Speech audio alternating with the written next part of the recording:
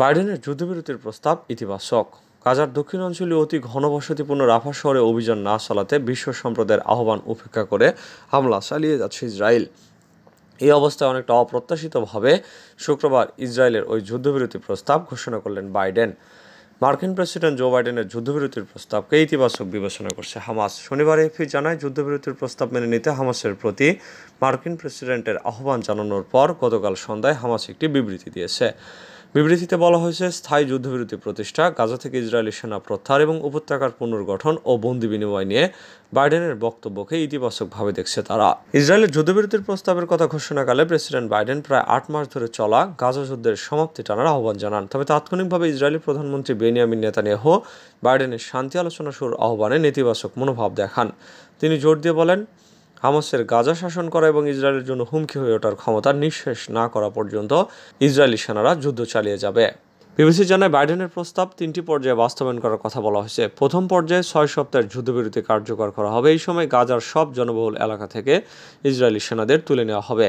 যুদ্ধবিরতির সময় হামাস নির্দিষ্ট সংখ্যক জিম্মিকে মুক্তি দেবে, তার মধ্যে নারী, বয়স্ক ব্যক্তি এবং আহত জিম্মিরা থাকবেন। এর বিনিময়ে ইসরায়েলে বন্দী থাকা কয়েকশো মানুষকে মুক্তি দেওয়া হবে। গাজার সব এলাকায় বেসামরিক ফিলিস্তিনিদের তাদের বাড়িঘরে ফিরতে দেওয়ার সুযোগ দেওয়া হবে। সেই সঙ্গে গাজায় মানবিক সহায়তা কার্যক্রম বাড়ানো হবে। গাজায় প্রতিদিন 600 ট্রাক ঢুকতে দেওয়া হবে। আন্তর্জাতিক সম্প্রদায় গাজাবাসীর জন্য হাজারো সাময়িক আবাসনের ব্যবস্থা করবে। 6 সপ্তাহের যুদ্ধবিরতি চলাকালে যুক্তরাষ্ট্র এবং কাতারের মধ্যস্থতায় শান্তি আলোচনা অব্যাহত থাকবে। যদি আলোচনা সফল হয়, তাহলে পরবর্তী পর্যায়ের পরিকল্পনা বাস্তবায়ন শুরু হবে। দ্বিতীয় পর্যায়ে জীবিত জিম্মিদের মুক্তি দেবে হামাস। তাদের মধ্যে জিম্মি পুরুষ সেনারাও থাকবে। সেই সঙ্গে উপত্যকা থেকে ইসরায়েলি বাহিনীর সর্বশেষ সেনাকেও সরিয়ে নেওয়া হবে। যুদ্ধবিরতিতে স্থায়ীভাবে শত্রুতা বন্ধে উপনীত করা হবে। তৃতীয় পর্যায়ে জিম্মি ফেরানোর প্রক্রিয়া পুরোপুরি শেষ করা হবে। গাজার জন্য বড় ধরনের একটি পুনর্গঠন পরিকল্পনা বাস্তবায়ন শুরু করা হবে। এর আওতায় মার্কিন ও আন্তর্জাতিক সহায়তায় গাজা উপত্যকায় বাড়ি, বিদ্যালয় এবং হাসপাতাল পুনর্নির্মাণ করা হবে। মে মাসে 35,000-এরও বেশি সেনা হারিয়েছে ইউক্রেন। পুরো মে মাস জুড়ে 35,000-এরও বেশি সেনা হারিয়েছে ইউক্রেন। সেই সঙ্গে সামরিক সরঞ্জামগত ব্যাপক ক্ষয়ক্ষতিরও শিকার হয়েছে দেশটির সেনাবাহিনী। রাশিয়ার প্রতিরক্ষামন্ত্রী আন্দ্রিয়ে বেলোউসভ শুক্রবার কাজাখস্তানের রাজধানী ইস্তানায় এক বৈঠকে এই তথ্য জানিয়েছেন। রাশিয়ার নেতৃত্বাধীন আঞ্চলিক নিরাপত্তা জোট কালেকটিভ সিকিউরিটি ট্রিটি অর্গানাইজেশনের সম্মেলন শুরু হয়েছে ইস্তানায়। সেই সম্মেলনে রুশ প্রতিরক্ষামন্ত্রী বলেন, ইউক্রেনে অভিযানরত রুশ বাহিনী পদ্ধতিগতভাবে ইউক্রেনীয় বাহিনীর সক্ষমতা হ্রাসের কৌশল নিয়েছে এবং সেই কৌশলে সাফল্য এসেছে। মে মাসে হাজার হাজার সেনা নিহতের পাশাপাশি 290টি ট্যাঙ্ক সহ 2,700-র বেশি সামরিক যান ধ্বংস হয়েছে ইউক্রেনীয় বাহিনীর। গুঁড়িয়ে দেওয়া হলো জাবালিয়া। ফিলিস্তিনের উত্তর গাজার জাবালিয়া শরণার্থী শিবিরের বেশিরভাগে মাটির সঙ্গে মিশিয়ে দিয়েছে দখলদার ইসরায়েলি বাহিনী। সেখানে নতুন করে 3 সপ্তাহের স্থল অভিযানের পর বৃহস্পতিবার সেনা প্রত্যাহার করে নেয় ইসরায়েল। গাজায় শুক্রবার জরুরি সেবা সংস্থার মুখপাত্র মাহমুদ বাসাল বলেন, ইসরায়েলের 20 দিনের অভিযানে জাবালিয়া শহরের বেশিরভাগ অংশই ধ্বংসস্তূপে পরিণত হয়েছে।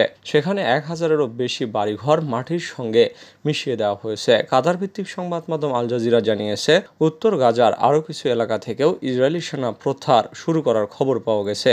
এইসব এলাকার মধ্যে রয়েছে তাল আজ-জাতার, বেহিত লাহিয়া ও বেইত হানন। এইসব এলাকায় থাকা সাংবাদিকরা এই তথ্য জানিয়েছেন। এদিকে ইসরায়েলি সেনা সরে যাওয়ার পর এইসব এলাকায় হামলায় নিহত ব্যক্তিদের মরদেহ উদ্ধারে কাজ শুরু করেছেন জরুরি পরিষেবা বিভাগের সদস্যরা।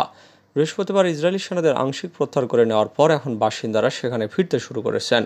বাসিন্দারা বলছেন, ধ্বংসস্তূপের মাত্রা দেখে তারা স্তম্ভিত।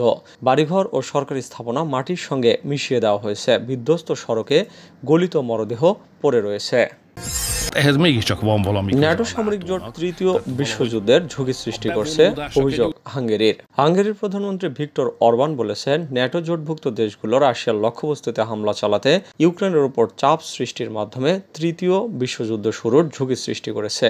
চেক রিপাবলিকের রাজধানী প্রাগে ন্যাটো সামরিক জোটের পররাষ্ট্রমন্ত্রীদের যখন বৈঠক চলছে, তখন গতকাল অরবান এই মন্তব্য করেন। তিনি বলেন, ন্যাটো জোট প্রতি সপ্তাহে যুদ্ধের কাছাকাছি এগিয়ে যাচ্ছে। সম্প্রতি ন্যাটো মহাসচিব জেন্স স্টলটেনবার্গ রাশিয়ার লক্ষ্যবস্তুতে আঘাত হানতে পশ্চিমা অস্ত্র ব্যবহারের বিষয়ে ইউক্রেনের জন্য যেসব বিধিনিষেধ রয়েছে তা পুনর্বিবেচনা করতে জোটের সদস্য দেশগুলোর প্রতি আহ্বান জানিয়েছেন। এরপর হাঙ্গেরির প্রধানমন্ত্রী এই বক্তব্য দিলেন। ভিক্টর অরবান বলেন, ইউক্রেনের মাটিতে ফ্রান্সের সামরিক প্রশিক্ষক পাঠানোর উদ্যোগ এবং পশ্চিমা অস্ত্র ব্যবহার করে রাশিয়ার লক্ষ্যবস্তুতে হামলার জন্য ইউক্রেনকে অনুমতি দেওয়া খুবই উদ্বেগজনক বিষয় এবং এইসব পদক্ষেপ বিশ্বযুদ্ধ শুরুর ঝুঁকি তৈরি করছে। তিনি বলেন, অদ্ভুত ব্যাপার হচ্ছে যে ন্যাটো জোট আমাদের রক্ষা করার পরিবর্তে আমাদেরকে যুদ্ধের ভেতর ঠেলে দিচ্ছে, যা বিশ্বযুদ্ধ শুরু করতে পারে। দাহ্য পদার্থ দিয়ে আগুন নেভানোর চেষ্টা খুবই অযৌক্তিক কথা। শেষ দফা ভোটে পশ্চিমবঙ্গে সহিংসতা, ইভিএম ছুড়ে মারা হলো পুকুরে। ভারতের লোকসভা নির্বাচনের শেষ দফায় আজ শনিবার পশ্চিমবঙ্গের 9টি কেন্দ্রে ভোট গ্রহণ চলছে। এর মধ্যে বেশ কয়েকটি কেন্দ্র থেকে সহিংসতার খবর পাওয়া গেছে।